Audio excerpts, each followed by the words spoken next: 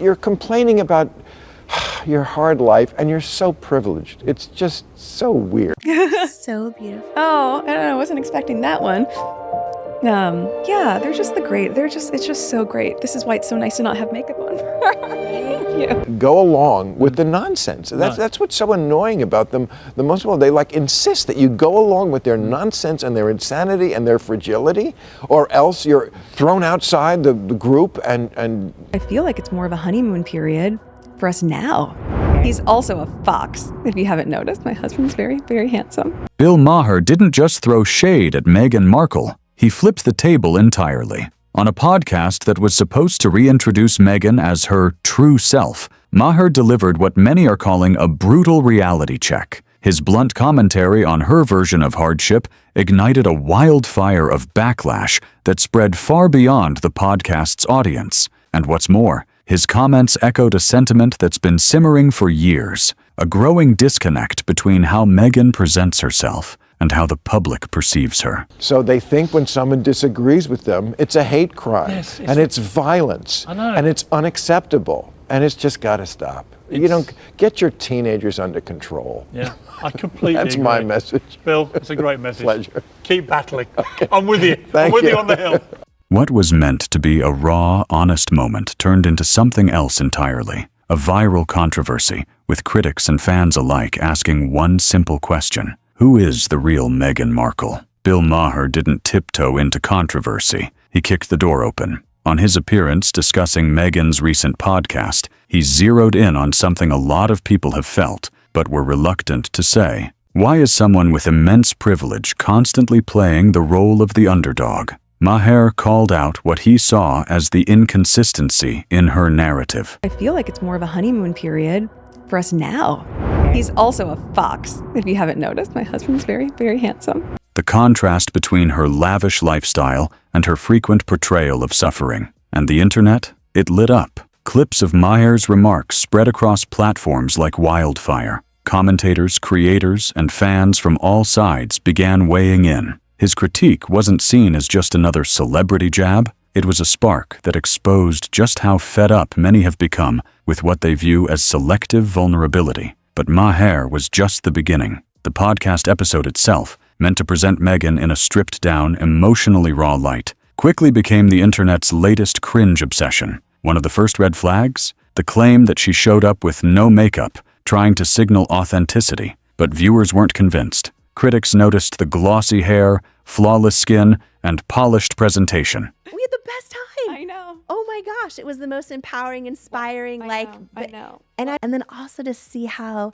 other people get it, So I was just like, Yeah, and how it breaks through. yes. And that people yes, can't decipher what's real or what's not. Yes. And I think it's really hard for people to understand that even in this day and age, that things can be printed that just aren't true. I think that's really hard Yeah. to wrap your head around, especially at the volume that it happens when it comes to me. How often do you see stories, whether they're in magazines or online?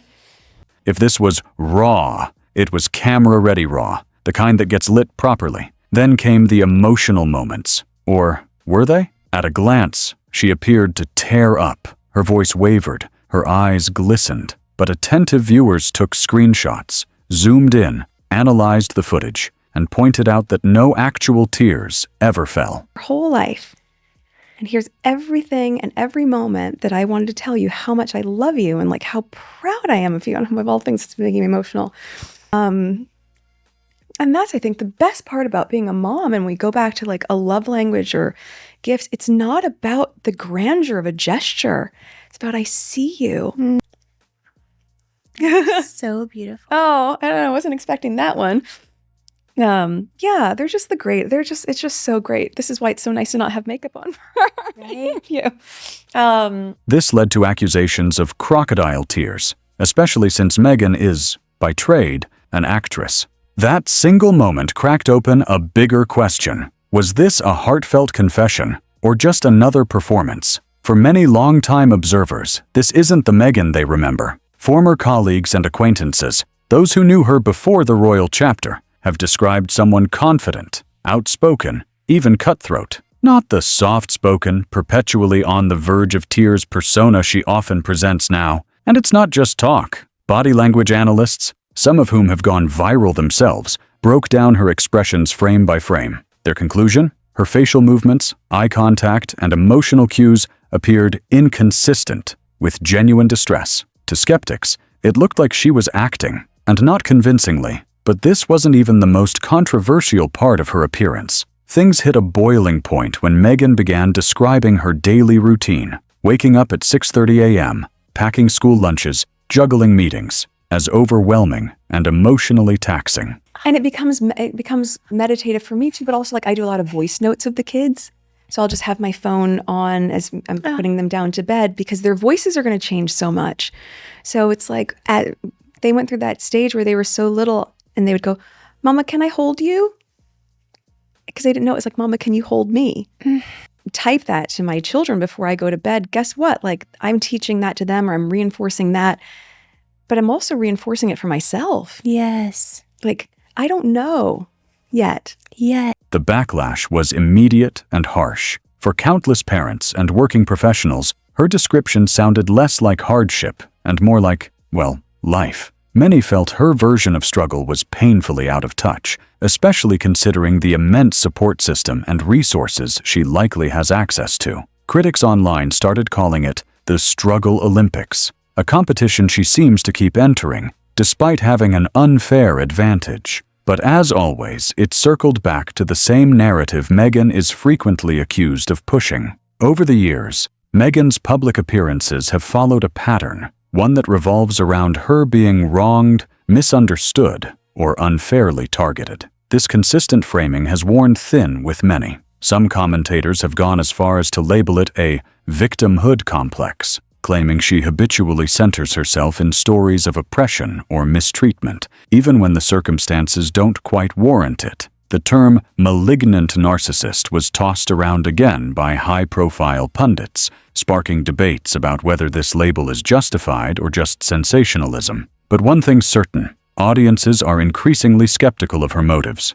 And behind the scenes, the rumors are even more damning. For years, whispers have persisted about Meghan's alleged treatment of staff and co-workers. Stories of former aides quitting in tears, feeling bullied or devalued, have circulated both in the media and online forums. These aren't just one-off complaints. They come from multiple former staffers, painting a picture of a toxic work environment, one that contradicts the nurturing image Meghan often promotes. Critics argue this contradiction is part of a larger strategy, a long-term, carefully orchestrated public relations campaign designed to craft a specific image: vulnerable, graceful, misunderstood. But if the image doesn't match the behavior, people start to ask, what's real? And nothing stirs that question more than the way she continues to wield a royal title she was supposed to give up. Meghan and Prince Harry officially stepped back from their royal duties. Along with that step back came certain limitations.